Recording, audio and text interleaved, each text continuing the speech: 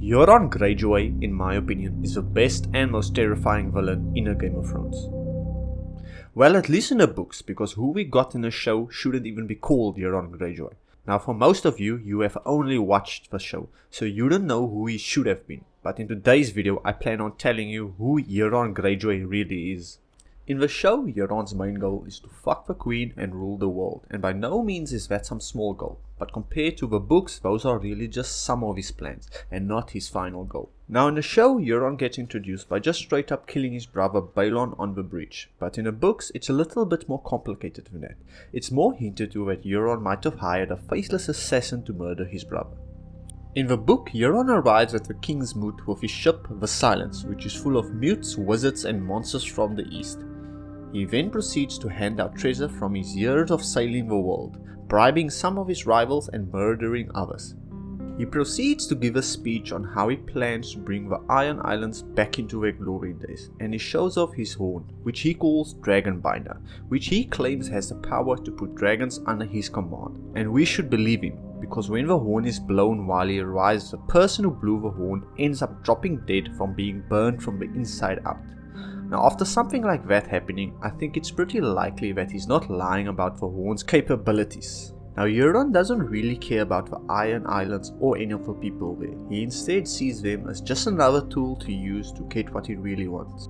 Euron plans on marrying Daenerys and also taking control of her dragons. He has an infamous line in the books where he says, "When the Kraken weds the dragon, brother, let the whole world be aware."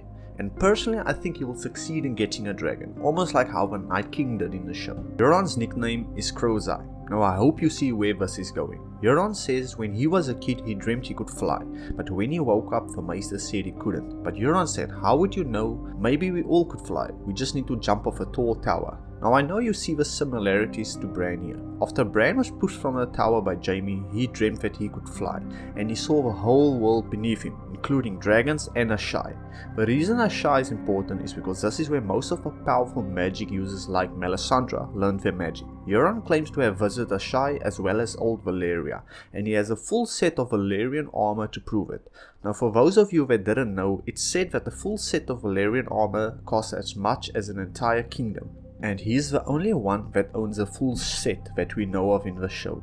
Now Bran also said that he saw the bones of 1,000 other dreamers, which could mean that Bloodraven probably went to other people's dreams but saw something in them that made him not choose them to take his place. Now Bloodraven ironically has one red eye, and Euron's banner is one red eye. There are too many similarities for this to be a coincidence. I think this probably meant that Bloodraven visited Euron's dreams when he was young and opened his third eye, but then probably saw how cruel and evil Euron is, so decided to not choose him, but the damage was already done, because this opened Euron's mind to the idea of magic and dragons, and Euron being Euron wants it all. Euron's ultimate goal in the books is to literally become a god. He plans on doing this by doing some massive blood sacrifice, which will include his brother, his enemy's army, his own army, and of course his unborn child, which has king's blood, and we all know how powerful king's blood is in the Game of Thrones universe. Euron, in my opinion, is the most likely candidate to start the next long night in the books, because there is no Night King that we know of yet, and I think the showrunners probably took inspiration from a few different characters in the books to create the Night King character for the show.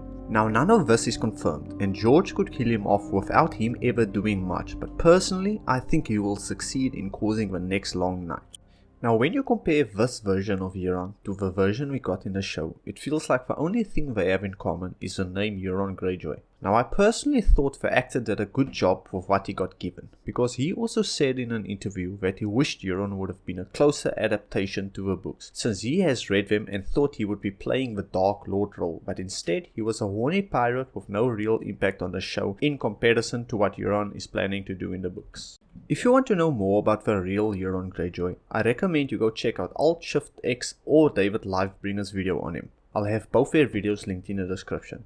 Thanks for watching the video guys. If you made it all the way through, why don't you drop a like and sub? I would really appreciate it, and I plan on keeping up this type of content. Also, you can go claim any of the Game of Thrones books for free using my Audible link in the description.